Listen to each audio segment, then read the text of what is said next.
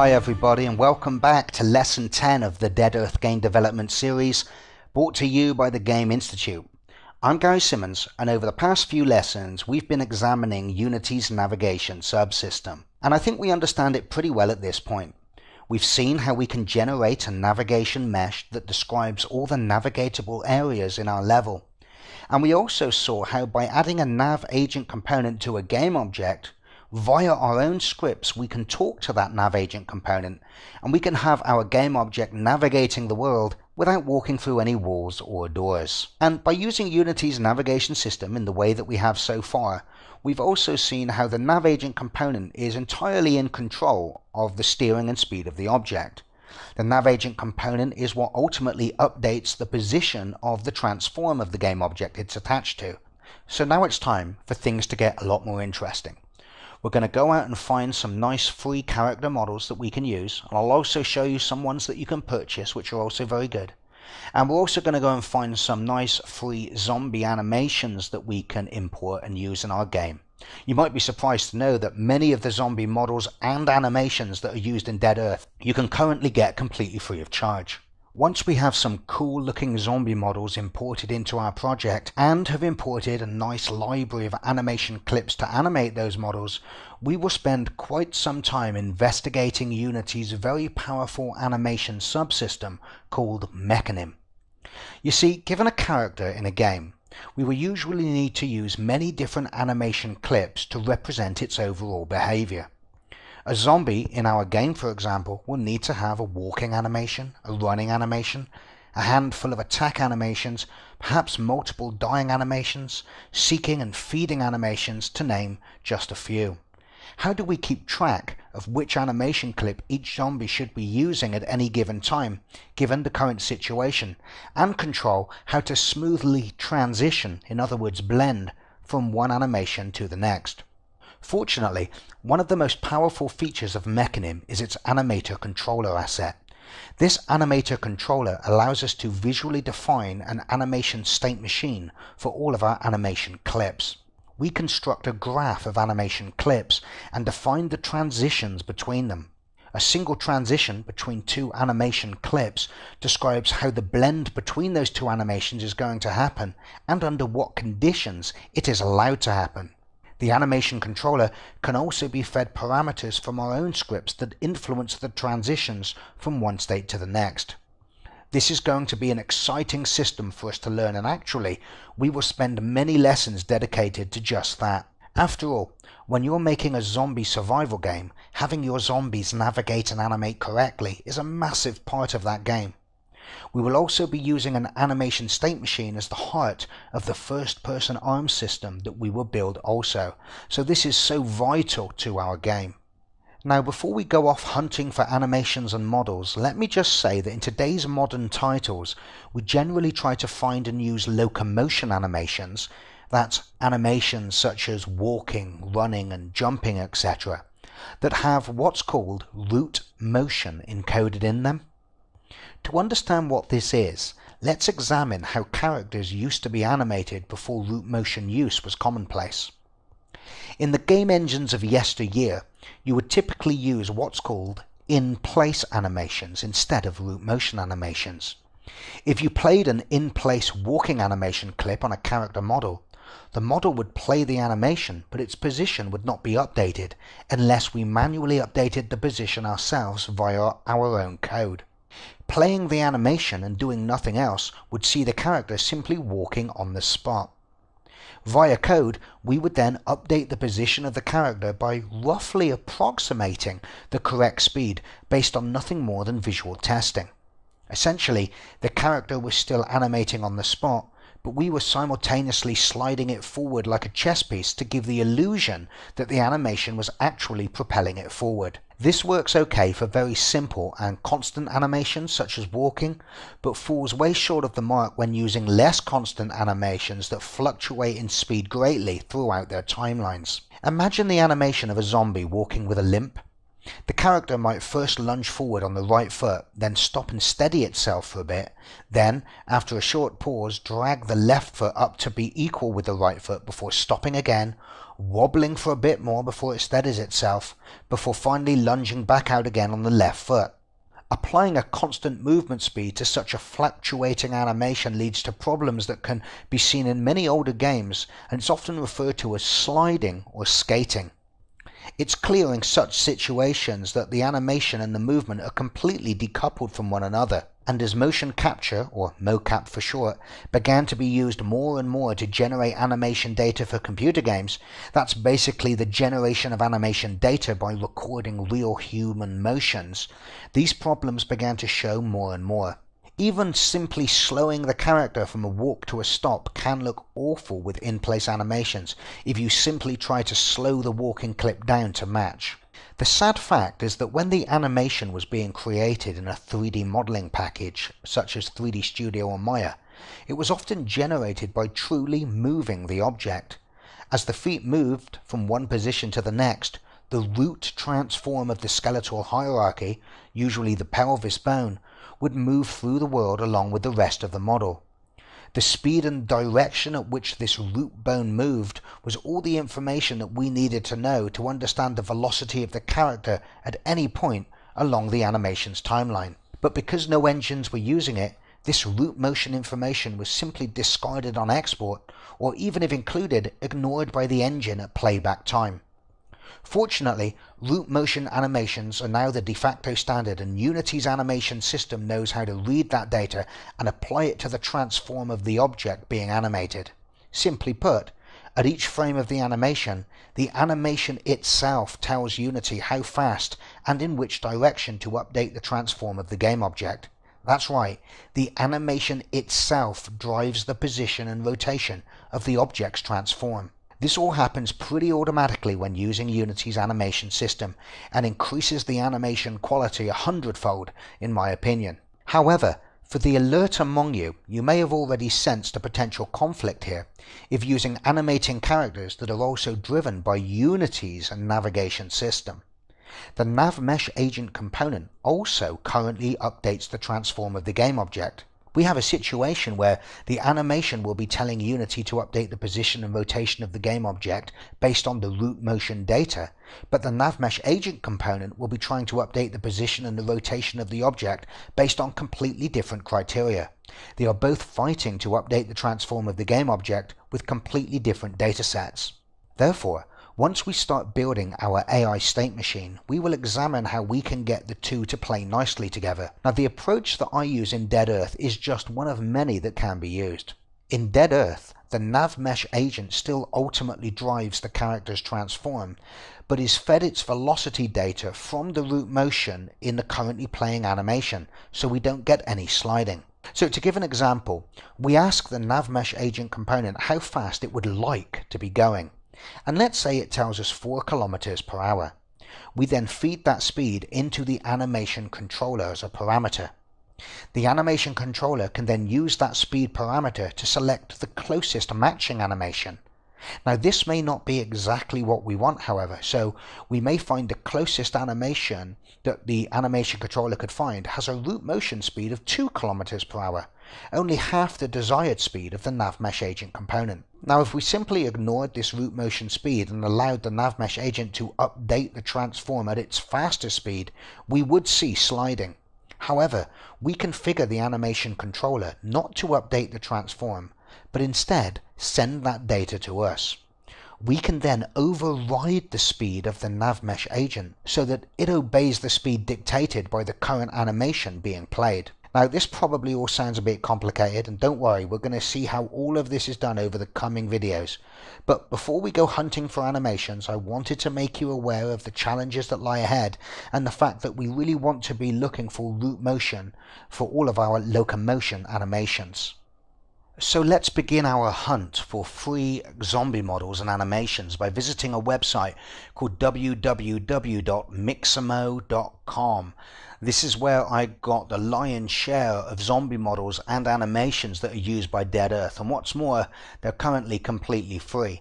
Now Mixamo have been a major player on the Unity scene since I first got involved with Unity myself, way back when Unity was in version 3.0. Traditionally, they were just a large animation shop. They had a massive library of animations that Unity developers could purchase from their website, and these animations were tailor-made to import into Unity and use without any hassle. In recent years though, their focus changed, away from being an animation shop and more on creating tools and services for modelers. Some of these tools and services are still in their preview phase, but you can still use them, and so impressive are they that Adobe recently purchased Mixamo, so I can only assume they saw a lot of promise in what Mixamo were working on, and I would expect now with Adobe behind them to see the development on these tools and services ramp up exponentially. So let's have a look at what they're currently working on before we go and have a look at their animation library. First, I would like to draw your attention to Fuse, which is a package that is designed for people without a modeling background to be able to create their own characters in much the same way that you and I might configure an avatar in an RPG game like Skyrim. A character can be made by simply manipulating sliders. Clothing can be chosen from a huge library of clothing and the materials of that clothing changed. And it shows an awful lot of promise. I can certainly see a time when I'll be able to use a tool like Fuse to create all of the models for my game without having to rely on assets that I purchased or on a modeler to make them for me. One of the really cool services though that Mixamo offers is the Auto Rigger service, which if you've got an Adobe ID you also have access to. You see, even if I could manage to make a 3D model of a character, one of the really painful tasks is rigging it. Now for those of you that don't know, rigging a mesh is the process of putting a bone hierarchy inside of it and painting weights into the vertices so that when the bones move, the right vertices are moved by those bones. It's a pretty painful task, but using the Auto Rigger, you simply upload your unrigged model to the Mixamo website and then just highlight some of the key features using their interface, such as the elbow joints, the knee joints, the pelvis, and then you can see that auto-rigged by them and animating using any of their animations, literally just a touch of a couple of buttons. So this is a very cool service indeed, because quite often you'll find models on either the asset store or on other asset websites such as TurboSquid, for example. Might be a really cool model, but it might not be rigged and ready to animate. You can just upload it into the Auto Rigger of Mixamo and have them do it all for you using their automated service. Another thing that they have which is really cool is their Decimator service. This allows you to choose a character model that may be really high poly, upload it to their service, and then just type in the percentage of reduction that you would like. This saves you the painstaking task of having to create various LOD levels for character models that are way off in the distance. Just upload your model to Decimator, choose the percentage reduction you want, and wait for it to give you a link to the download of the newly optimized and low poly version. They also have Face Plus, another tool that is tailor-made for doing facial animations with just a webcam. Now I don't know much about this, I haven't really done a lot with facial animation myself in any of my projects, but it definitely looks very promising, and all of this stuff has been made specifically with Unity developers in mind. Now, even if you're not going to use any of these tools, and I don't think we are in Dead Earth, what's really cool about this is because their focus has changed away from their animation library and the selling of character models, any of the character models they had and the animation library that they had are now being given away completely free of charge. All you have to do is create your Adobe account, then you can log in and download any of their animations that you want. And they have lots of zombie animations. And like I said, Mixamo also have a small library of characters, and it just so happens from our point of view that many of those characters are zombie characters. So I don't know how long this free animation and character download is going to last. So if you're watching this video, make sure you visit Mixamo straight away and literally just grab all the animations and all the character models you can, because they may start charging for these again in the future when their tools and their new website comes out of the beta phase. So going back to the homepage again, I'm going to take some time in this lesson to show you around the Mixamo website and also show you the character models that I downloaded and the animations that I downloaded. I think it's worth spending that time introducing you to Mixamo and showing you these things, because Mixamo has been such an important resource for me whilst developing Dead Earth, and I'm sure it will be to you too. Now, don't get me wrong, I've also had to get animations from other places and models from other places, but the lion's share did come from Mixamo, and if you're following along with me, this is going to give you more than you need to follow along with the lessons. So if you haven't already got an Adobe ID, then you need to click sign up and sign up for one. It's really easy. You just supply them with your name, address, password, and your date of birth. Click sign up, and that's it. You're in and you're ready to start grabbing stuff. I've already got an account, however, so I'm going to click login. I'm going to type in my password, click sign in, and I'm in and I'm ready to go. Now, this is an account that I created specifically for this lesson, so I don't have any animations or characters added to my account. So this should be exactly what you see when you create your account as well. So what we're going to do first of all is we're going to go up and click on the link that says store. This will take us to the home page of their store, which shows all of their featured products. Most of these are animation packs that they've compiled for you with all their animations grouped based on theme. There's even a scary zombie pack here, which includes a load of zombie animations, but not all of them. So instead of using one of their packs, what we'll do is we'll pick out our animations from their library and we'll build our own pack that we can download. First thing I'm going to do though is I'm going to go to the characters section of their store. So go up to this little navigation bar in the top left corner of the store and click characters. Now, Mixamo don't have a load of characters. They used to have a lot more than this. And in fact, before I made this lesson, I came here a couple of weeks ago and all of these models were gone.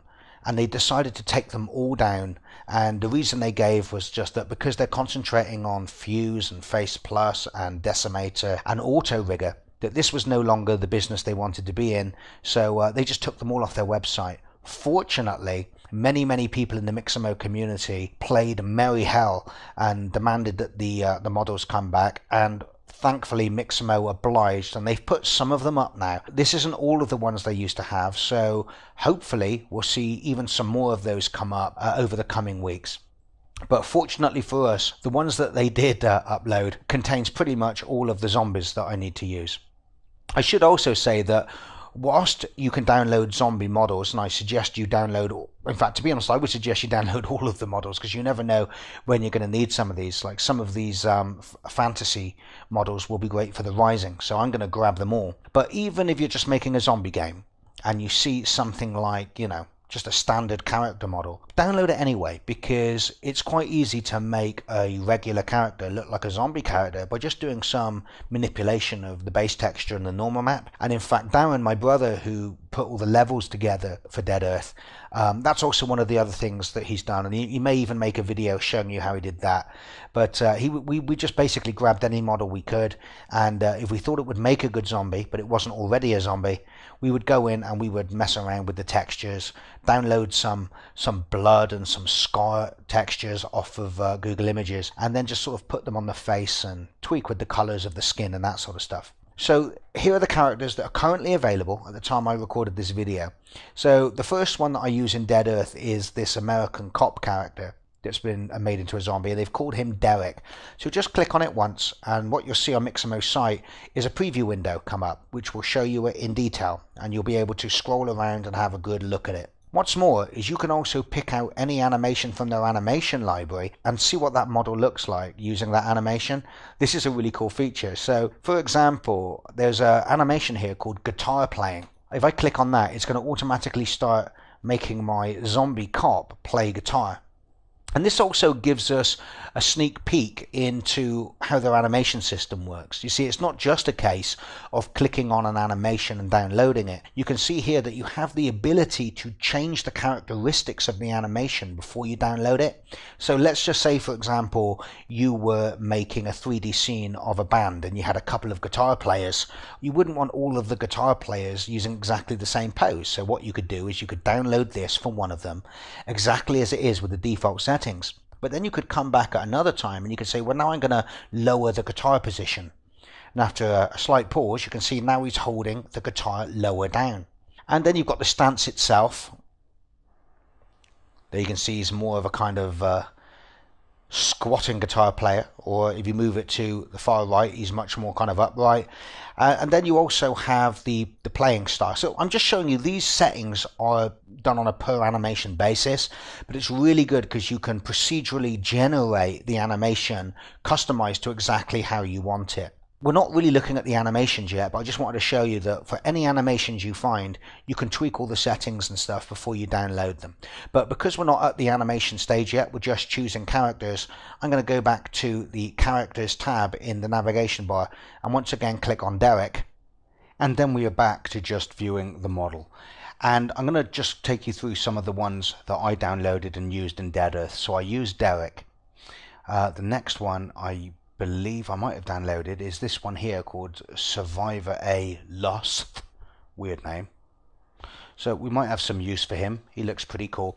And when you see any character that you want, all you have to do is do add to my assets, like so. And then you'll be able to ever come back at any point and download that, or if you go to my assets, you'll be able to see all the assets that you've added. But I'll do that in a minute. I just want to carry on showing you the ones that I downloaded and the ones that I may use in Dead Earth, either as just general zombie citizens or as sort of end of level bosses. This one's pretty cool. Parasite L. Starkey, let's add that one to my assets as well. Don't be put off by the fact that they may look kind of low quality. It's mainly just down to the material that the preview is using. So these are going to look a lot better when we get them into Unity and use Unity Standard Shader. Another one that I downloaded was this one called Prisoner B. In fact, I did see a level on the asset store that was the inside of a prison, so that could be pretty cool for that. And this one here as well called a Yaku J Ignite. As you can see, he's actually got a samurai sword right through his sternum. And this one here as well, which is just called Zombie. In fact, you may have seen that one on some of the introductions to my videos, and it looks a lot better than that obviously when it's actually in the game. Now the one that I'm going to be using, let me remember to add that to my assets. Actually, I don't think I added Yaku J Ignite to my assets either. Now the one that I'm going to be using for our sort of AI tests is going to be Jill, which is this one here. And I'm going to be using this one for when we start creating the AI state machine code and for testing the Mechanim state machine that we're going to build as well. So this is going to be an important asset, so make sure you definitely add this one. This is another one that you will have no doubt seen in the Dead Earth promo video. He's like a manic butcher or something called Mortimer. And as you can see, he is featured quite heavily in the Dead Earth promo video. You see him taking a few shots to the head. So let me add that to my assets. This is another one that I use, the Girl Scout. Once again, in the Dead Earth promo video, you'll see a nice shot of the Girl Scout sort of crawling her way through the sewers. I actually used a monkey animation on the Girl Scout. That's how I got her sort of crawling on all fours through the water. So I'm going to add that one to my assets. There's also one here which I haven't used yet, but I may do just because it's so cool, called White Clown. So I'm going to add that to my assets. I don't know whether any of you remember a series called Buffy the Vampire Slayer, but there was this really good episode. I think it was called Hush, or it might have been called The Gentleman, but this reminds me very much of that, and they were creepy as hell. And this one as well is one that I use. It's like a sort of British policeman, and this is another one that features quite prominently in the Dead Earth promo video, so I'll add that to my assets. I haven't used this one, it's called War Zombie, but I really like him. But I'm trying to figure how I can sort of work him into the game at the moment, because he's wearing like some old-fashioned military outfit. But I think with the right shader that would look really cool. So maybe we'll have some sort of scene where this guy is supposed to be a zombie that's just come out of a fancy dress shop or something. It's a cool figure nonetheless. And I think the final one that I used from here, at least that were already zombified, was this zombie girl. Yep, she's pretty cool, so I'll add her to my assets, and I think that'll be it for now. So all I've done at the moment is added a load of characters to my assets. Now, I haven't mentioned this, but with the preview window, you just left-click the mouse and drag to sort of change the rotation around, and the mouse wheel zooms in and out. And there's also controls down here, so you can kind of pan around and that as well. So now I've added all of those zombies to sort of my assets. You'll notice that up where it says store, You've also got a link to the section called My Assets. And if I go there, it shows me all of the characters that I've added to my assets. And what I can actually do is just select them all by clicking the box. And then I can click on Queue Download. And then what it will ask me is for the download settings, because you can download the files in various different formats. You want to leave pose on T-pose, because that's the best pose for Unity's animation system to work with.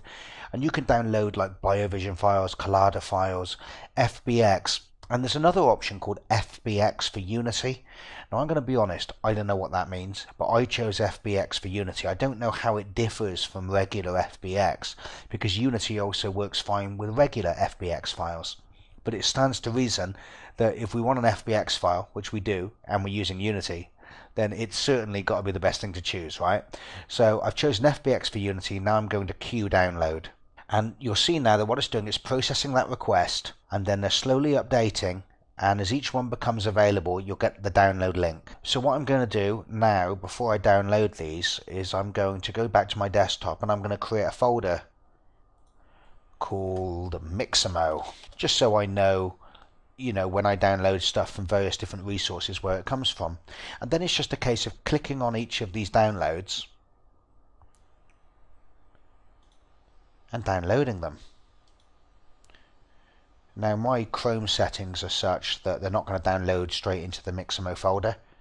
You can see down the bottom here that they're all starting to download. So I'm going to click on all of these to get them downloading, and what I'll do is I'll pause the video while I'm doing that, because my internet connection absolutely sucks ass. So one of the downsides of living in the country. So these are basically all downloading into my Chrome downloads folder. So once they've downloaded, I'm going to drag them all out into the Mixamo folder, and that will be that part of the process done, and we'll have a nice set of characters to work with. So they've all finished downloading now, so they should all be in my downloads folder. I'm using Chrome here, by the way. So if I click on show all downloads in the bottom right corner of the browser, I can see them all there. I'll minimize the window, and then I'll just start dragging them into my Mixamo folder like so. In fact, I think what I'll probably do is I will probably create a subfolder in the Mixamo folder called characters, and then when I download the animations, I can store those in the animations folder. Okay, I think that's all of them. Did I get them all? Oh, well, there's certainly enough for now. It looks like I downloaded 2 copies of Zombie Cop, so I'll get rid of the second one. And then what I'll do is I'll right click in my Mixamo folder, and I'll choose to create a new folder, and I'll call that characters, and I'll drag all of those in there. And I'll create another folder called animations, and that's where I'm going to download all of the animations from Mixamo, but we haven't got to that bit yet. We'll do that next. So we've seen how to download the characters. So if we go back to my assets, you can see that if we choose my characters, we see all the characters that we've added to our assets. But if I choose my animations, you can see I haven't got any at the moment. So let's go shopping for animation, folks. So I'm going to click on the store again, and I'm going to choose animations this time from the navigation bar. Now there's loads and loads of animations. I mean, there's pages and pages of them. So a good start is to go to the search bar after you've selected animations and type in zombie. There you go, and that whittles them down to, I think, really most of the animations that I used for Mixamo in Dead Earth. I got some other animations from some other places, and I'll show you those as well, either in this video or the next, so that you can really build up a nice animation library, and our zombies can have plenty of variation, because the last thing we want is all of the zombies in like our city scene all using the same walk animation, because that looks like rubbish. So here is a list of all the animations that fit our search criteria of zombie. And although the animated thumbnails give you a general sense for what the animation is, of course you need to examine that animation more closely and see it playing on a 3D model. And we can do that by simply clicking on one of the animations, and that will open up Mixamo's 3D preview window, and then you'll see that animation automatically playing out on the last character that you were previewing, which in my case is Zombie Jill.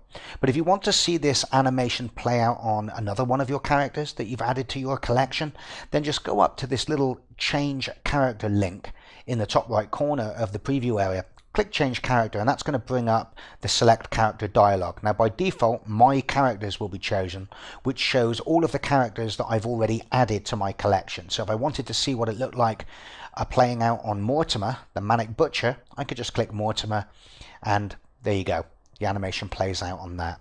If you want to see the animation play out on a character you haven't added to your collection, then when you choose select character, select Mixamo characters instead of my characters, and then you'll have access to the complete Mixamo character library, like so. That's a pretty cool character, but not for this game. So I'm going to put it back to my zombie Jill for now. There you go. Now once you've got the animation how you want it, because remember each of these animations expose custom controls that allow you to configure some of the characteristics of the animation, you could just choose to simply add that animation to your collection. And you do that by just clicking this Add to My Assets button up here. So if I were to do that and click Add to My Assets and then go to My Assets area and then go to the My Animations tab, you can now see that there is this zombie death animation waiting for me to download it, and I can just select it, click Q download, and just like we did with the characters, we'll see some download links appear. However, I'm not going to do it that way, so I'm going to select it and then delete it from my collection. Then I'm going to go back to the store, back to animations, type zombie again to get us back where we were. And I'm going to draw your attention to the fact that some of these animations have little numbers overlaid on them. There's one here that has a 12 overlaid on it, and one here that has 24 overlaid on it.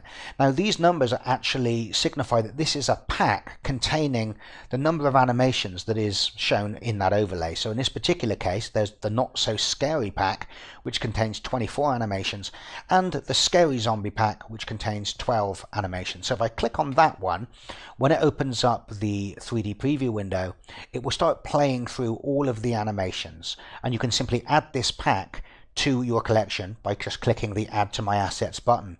Or what you can also do is customize the pack if you want to. And that's one of the really cool things about Mixamo, is that it allows you to build your own packs, because if you simply go through and find each animation that you want and add it to your collection, then it's a little bit of a pain when it comes to downloading all of your animations, because each animation is a separate item in your collection that needs to be downloaded and have its own download link generated for it.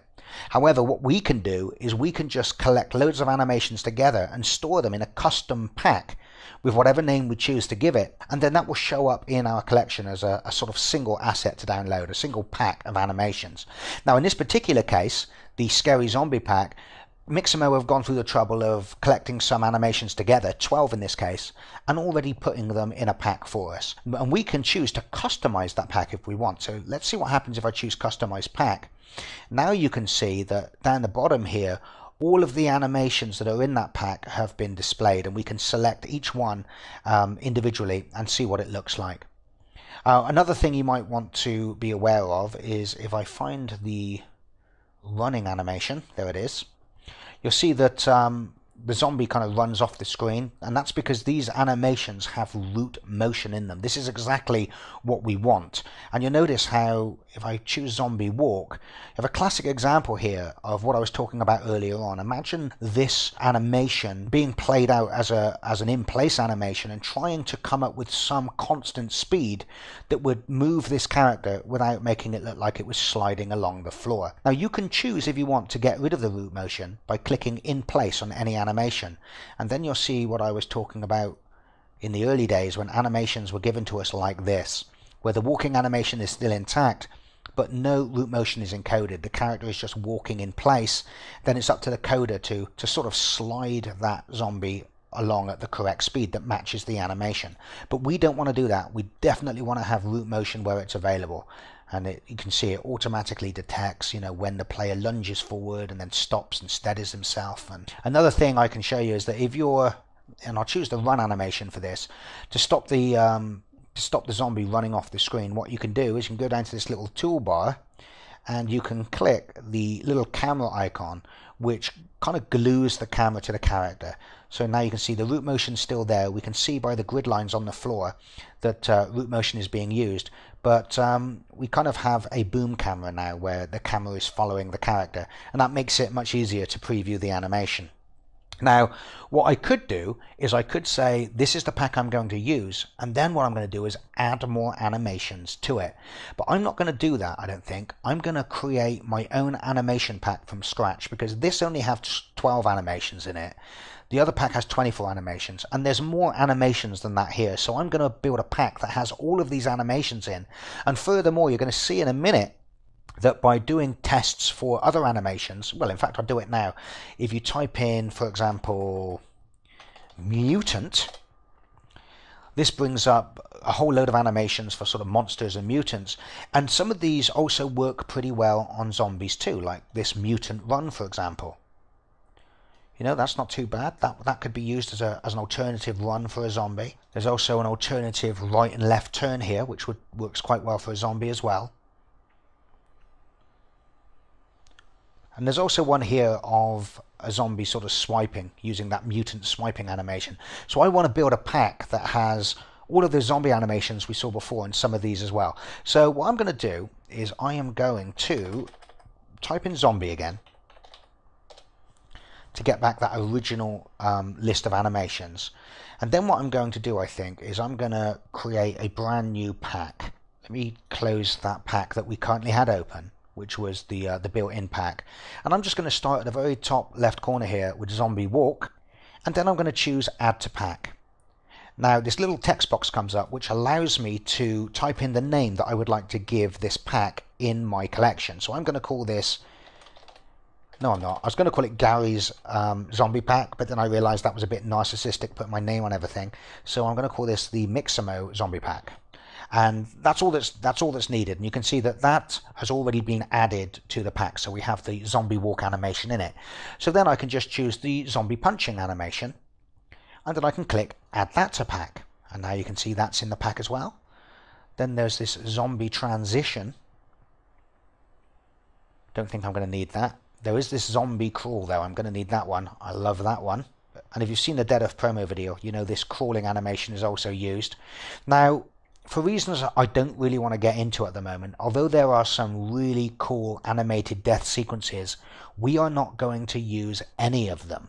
Because in Dead Earth, when you kill a zombie, ragdoll physics takes over and controls the collapse of that zombie onto the floor, so we don't need any death animations. There's also a zombie transition here. I don't think I generally need transitions, as we're just going to be using the animation state machine. There's a zombie idle, which is pretty understated, but I like it, so we're going to add that to the pack. There's another zombie idle here, which is a bit different, so I'm going to add that to the pack. There's also a zombie sort of feeding, they've called it zombie biting here. Pretty cool. So I'm going to add that to the pack. And then there's a zombie run. That's definitely one that we're going to want. There's a zombie scream, which I'm currently not using in Dead Earth, but I probably will. I really like the idea of having sort of some zombie that when it sees you does this screaming animation and sort of lets off a loud shrieking noise, which makes all the other zombies in the area aware of your existence as well. So I'm going to add that for the future. There's another zombie walking here. Oh, that's pretty cool. Yeah, I'm going to add that one. We want to have as much running and walking variation as possible. And remember, we also have the ability on a per animation basis to come back and download variations of those animations with some of their sliders and settings tweaked in the animation control panel over here. So did I add that one? Yes. There's another zombie idle. Can never have too many idols. I don't like that one. I don't intend to have any of my zombies kicking. But you know what? I'm going to add it anyway, because who knows? I might change my mind. Now, the only reason I'm showing you me going through this painstaking process, I'm trying to give you an idea for some of the animations I don't need.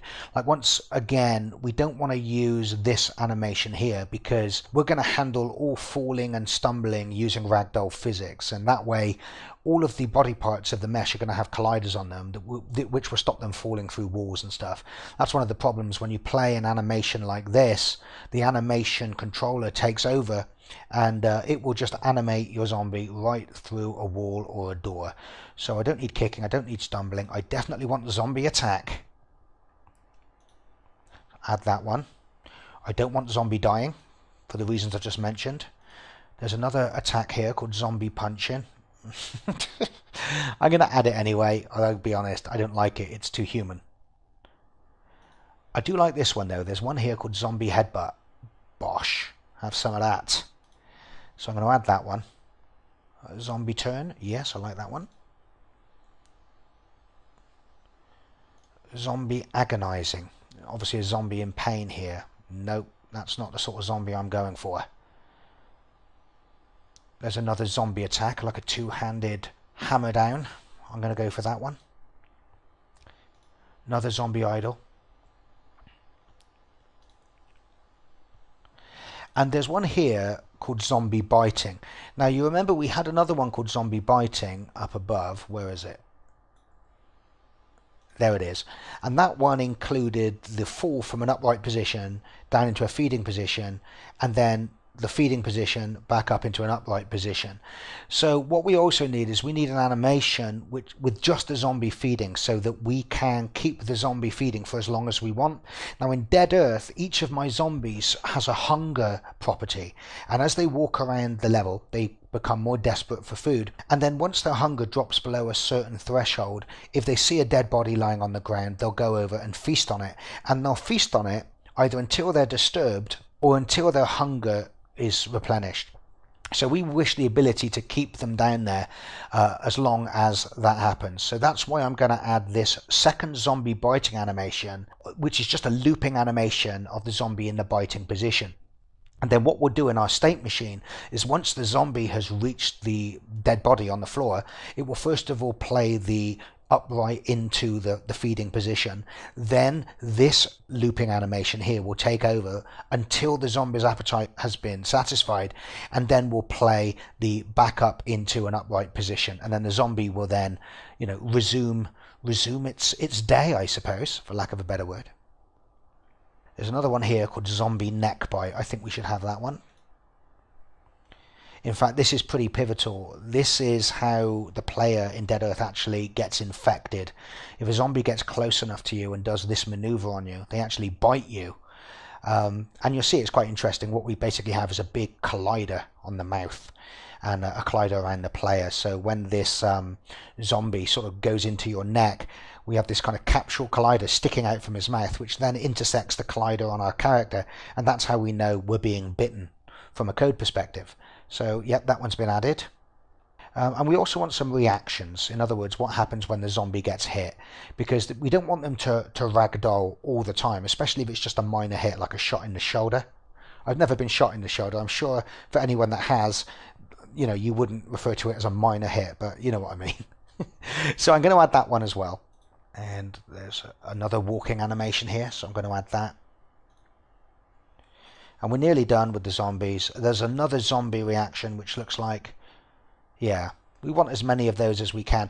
Now, what I could do within Mixamo is I could mirror some of these so that I have left and right versions, but I'm not going to do that because you're going to see either in the next lesson or the lesson after that when we import our animations into Unity, we can actually do that within Unity itself. We can take any animation, make a copy of it, and then mirror it. So it doesn't matter if all of our hits have the zombie kind of reacting and being pushed to the left, because we'll just make a copy of those, push them to the right, and at runtime we'll play the right animation based on what part of the body the zombie gets hit. And I think that's all the ones we need from here. Let me just check I've got both those zombie reactions. I don't think we need the thriller dance, do we? But I think we should see it anyway.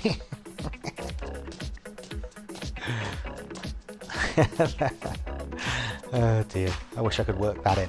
Okay, so as you can see now, we have quite a lot of animations in our pack, but we haven't added it to our collection yet, and that's because I'm not done. The last thing I'm going to do on the Mixamo website before downloading this pack is I'm going to type in mutant in the search bar, and we're going to see which ones of those mutant animations would also be a welcome addition to our pack. So we've got jumping.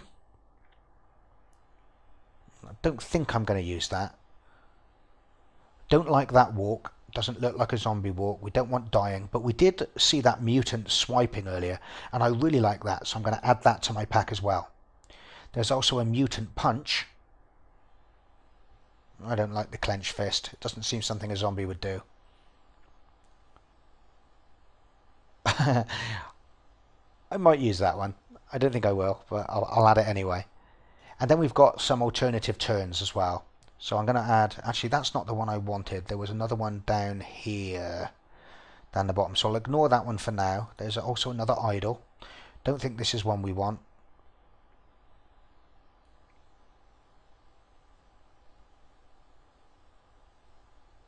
Actually, I quite like that. I mean, our zombies don't actually spend much time in idle anyway. If they're not currently chasing you or searching for prey or investigating sounds, they're generally patrolling.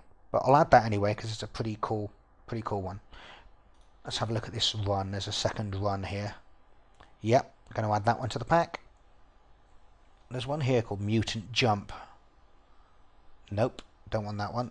And there's one here which I guess is like a kind of idle with just the character breathing. So I think I'll add that one. The only other ones we want to use are these mutant right turn and mutant left turn. So I think they look pretty cool. Actually, that isn't the one I wanted. It must have been this one. Nope, not that one either. This one. Ah, there's the one. The one where he actually does turn. I don't know, was that other one an in-place animation? Maybe it was. Yeah, so I like that one. So I don't think there's a left turn alternative for that. So what I'll do is I'll add that to my collection, and then when we get it into Unity, we'll flip it and we'll make a left turning version of that as well. So I think that's my pack pretty much created now. Now I'm sure if I scour Mixamo's animation library and perform different searches, I'll find a load of other animations which would be really cool. However, that's what I'm going to use off Mixamo for now. So a very important point here is that I have to go over to where I named my pack and make sure that I click save, like so. Now I believe if I go to my assets area now and click on my animations, there is the Mixamo zombie pack that I created, and therefore to download it I just click it like so, and I click the Q download button, and much like it did before, it's going to ask me what pose I want it in. T-pose is what I want my hierarchy to be in. I want FBX for Unity. I'm not going to choose to do any keyframe reduction. That's basically a compression technique which tries to eliminate keyframes from the timeline that are either duplicates or very, very sort of fractionally different from keyframes that are bounding it. But Unity is going to do keyframe reduction on import if we need it to anyway, so I'm not going to do that here. And the frames per second of these animations, I think we just want to leave that at the default, 30 frames per second. That's fine. And I'm going to click Q download, and then there'll be a little bit of a pause while Mixamo processes my request. And don't worry about all of these other download links. Those are the characters that I downloaded. It's just keeping a memory of that so I can always come back and download them again. The only entry in this download list that we haven't grabbed is the Mixamo Zombie Pack. I don't know why it's called Mixamo Zombie Pack Jill. I guess that might be the model that they bundle with it. And you can see it's processing, so I'm going to pause the video until the processing is complete, and then that should be replaced by a download button. Aha, there it is. That took about a minute or so. So I'm going to click download. Then it should start downloading it into my Chrome downloads area. It's about 18.9 megabyte, so it's going to be about 20 seconds or so because I've got a really sucky internet connection. So I'll probably pause the video now until that's downloaded. Okay, and she is down, Jill.zip. So if I show my downloads, there it is. And I'll minimize Chrome. I will open up that Mixamo folder that I created at the beginning of the lesson, but this time I will open up my animations folder and I will drag Jill.zip into there. And if we open up, we can see all of the animations. And you can see the Jill character with it as well. But that's no problem. We can just choose not to use that. So what I'm going to do is select all of the animations, and then I'm going to drag them out of the zip file so they're ready to be imported into Unity. So in fact, let's go back to Unity and do that now. So I'm going to go to the project view. I'm going to drill down into my Dead Earth folder, and I'm just looking at what folders I've created so far. I think I'm going to create a subfolder in there, and I think I'm going to call it models, like so.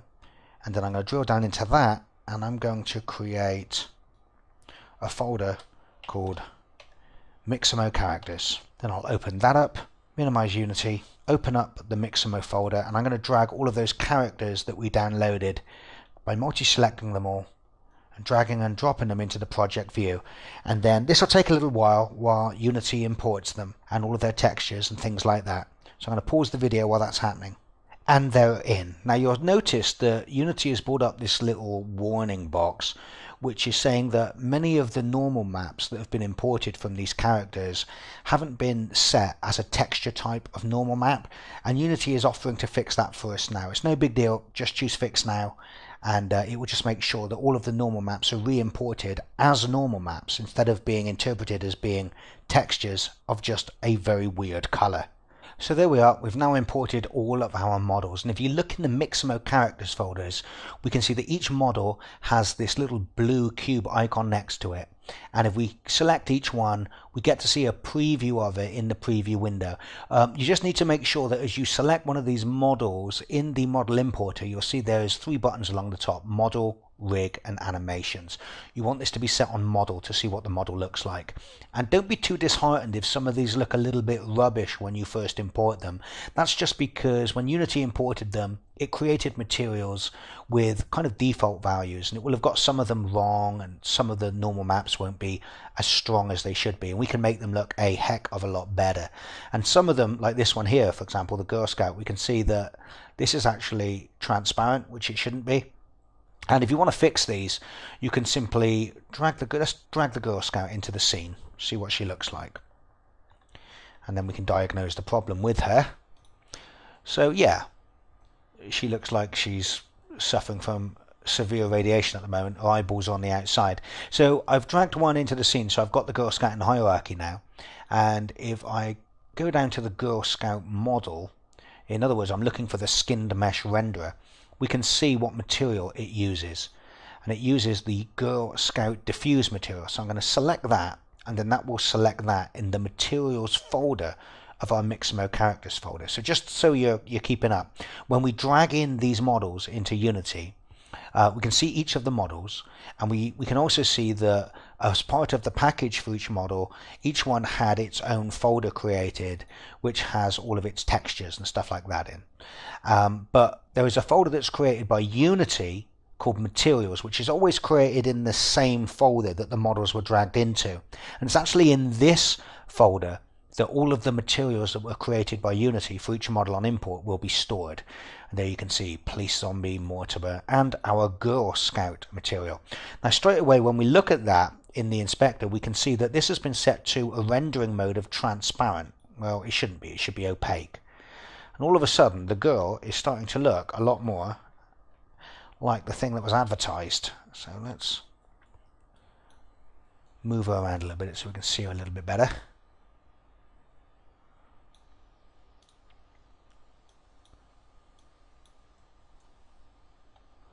Not much light in this scene, which isn't really helping.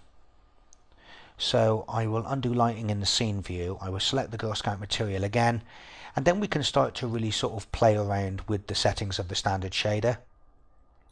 I can't remember what they are, so I'll make notes, but one of the things I normally tend to have to do is to bump up the normal map contribution, something like that. I'm not doing this for keeps at the moment, I'm just trying to show you how to get it looking at least a little bit better for the time being.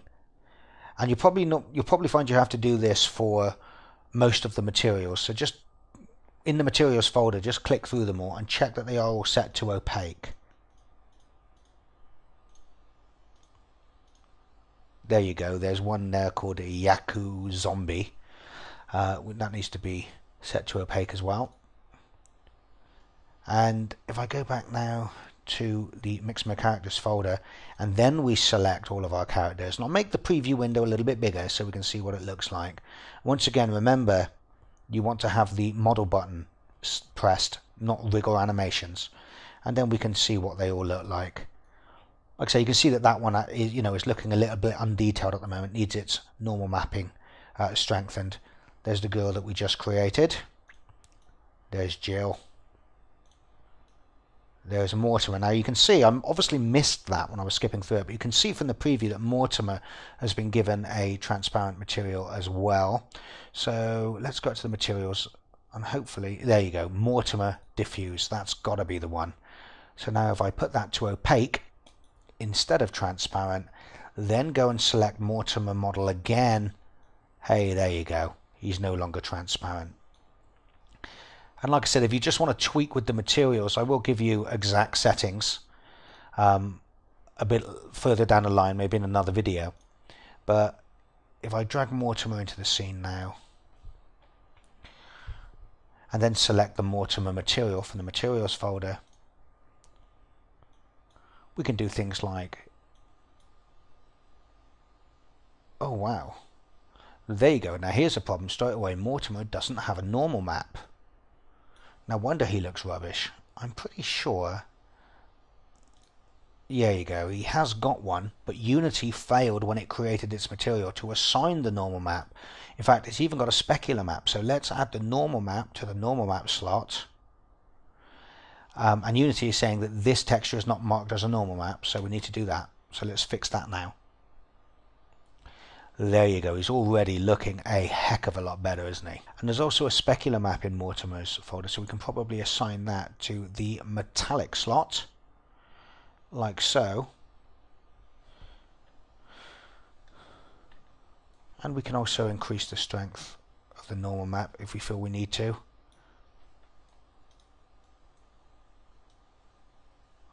Look at the detail now. I'm going to rotate him around. But I will remove Mortimer from the scene. I just wanted to make sure that he was set up correctly. So if I go back now to the Mixamo characters, you can see that one looks a heck of a lot better in the Dead Earth promo after we've set up its material. Looks rubbish though. I would say that's another case where the normal map hasn't automatically been assigned. But we will do that all in the next lesson. Okay guys, I just wanted to show you how to bring them in and at least preview that they've imported correctly. So the last thing I'm going to do is I'm going to bring in the animations as well. And the reason I'm not showing myself setting them up in this lesson is that in order to really understand how to import models and animations and set them up properly so that we can use Unity's retargeting, we need to understand what retargeting is. We need to understand how bone hierarchies are represented for characters. And we need to understand what Unity's avatars are and how Mechanim works with avatars to allow us to play animations from one model on the hierarchy of another model for which it may not have been originally designed. Now this is a pretty big subject, so I'm not going to start it now, and I will start it at the beginning of the next lesson, and that's when we'll probably configure these characters. So for now I just want to bring them in. So we've got the models in for now, and I'm going to go to the Dead Earth folder again, and I'm going to create another subfolder much like I did with my models called Animations. And inside that, I'm going to create another folder called Mixamo Animations. And the reason I do this is because we're probably going to be bringing in models and animations from lots of different places by the time we finish this project. So I like to know where they're all stored. I don't want them all getting muddled in together in case I want to update them, or just because I tend to get in my head, I remember that most of the main animations I use are from Mixamo. So I know if I'm looking for walking or running animations, this is the folder I should be in. So I'm going to go into my Mixamo Animations folder. I'm going to open up the Mixamo folder on my desktop. I'm going to drill down into the Animations folder. I'm going to select all of those animations and I'm going to drag and drop them into the project view. These will import very, very quickly because they have no model information. The thing that takes all of the space and size is the fact that when you have an FBX file with a model and textures and all that stuff in, keyframe animation data actually fits into a very little amount of memory. So there they all are now. They look very much just like our models, but they don't have any model data in them. So if you want to see what one of these animation plays like at the moment, let's choose something like, I don't know, the punching animation. And once again, I'm going to wait till the next lesson to explain what all of these settings do, all right? Because how meshes and animations sort of work together is an integral part of Mechanim and the features that Mechanim provides us with, and it's a bigger subject. So if you just want to see what these animations look like for now, because they have no model embedded in them, you have to tell the animation preview window what model to use if you want to see it. So let's choose headbutt. No, let's choose crawl. Okay, so I've chosen crawl, and what I'm going to do in the FBX inspector now is, because it has no model, I'm going to choose animations. when you go into the animation window, what you'll probably see here first of all is a warning saying that there's no model in this animation. Please assign a model to the preview window so it knows what model you wish to use to preview the animation. So with the animation tab selected in the inspector of the animation file, now we can go down to our models folder, into our Mixamo characters folder, and we can say, hey, let's preview this animation using Jill. And we just drag and drop Jill into the window, and then when we press play, we can see that our animation is working. And we could choose White Clown. There you go, now White Clown is crawling along the ground. Actually, he looks like another one that might be using a transparent material. We'll have to fix that up later. So that's all I'm going to do for now. Alright guys, it gives you a chance to preview the animations, and I'm going to warn you, some of the animations will not play on some of the models. And that's because some of these models will have been generated by different artists and will have different bone hierarchies. Now, if all of this sounds like double Dutch to you, don't worry about it. We're going to talk about this in the next lesson. But suffice to say that animations made for a model that expects one bone layout won't play on a model that has a completely different bone layout. Now, one of the things that Unity provides us with since Unity 4 is the ability to retarget animations, and that is going to be our absolute savior in the creation of Dead Earth, because it allows us to take animations made for one model and retarget them so that they will play on another model. Without this, we would be very limited. If we bought a model of, let's say, a female zombie, and that zombie came with 6 animations, any animations we bought off Mixamo, for example, wouldn't work with that model. So we're limited then to just having several models with only a few animations that work with each one. That's horrible, right? If we have, for example, a dancing animation, we want all of our humanoid characters to be able to use that dancing animation if we want. Now, we can do that with Unity's Mechanim animation system, and for those of you that are just getting started in game development, you are already extremely spoiled and have no idea how spoiled you are, because this is a pretty recent thing that Unity has allowed us to do, and in the days of old, unless you could find animations that were made by the same person that made the model, chances are the animations weren't actually going to work on that model, because they would be expecting all different names for all the different bones. So that's what we're going to talk about in the next lesson, as well as a load of other things. I'm also going to show you some more assets from the asset store that are either free or very cheap to buy, and show you some of the ones that we used in Dead Earth. But even more exciting, I'm going to show you this free mocap library. This is a free resource for Unity that contains thousands and thousands of motion captured animations. Now, they're in a raw format, which basically means if you try to use them as they are, they're going to be really shoddy. The root motion might not look correct.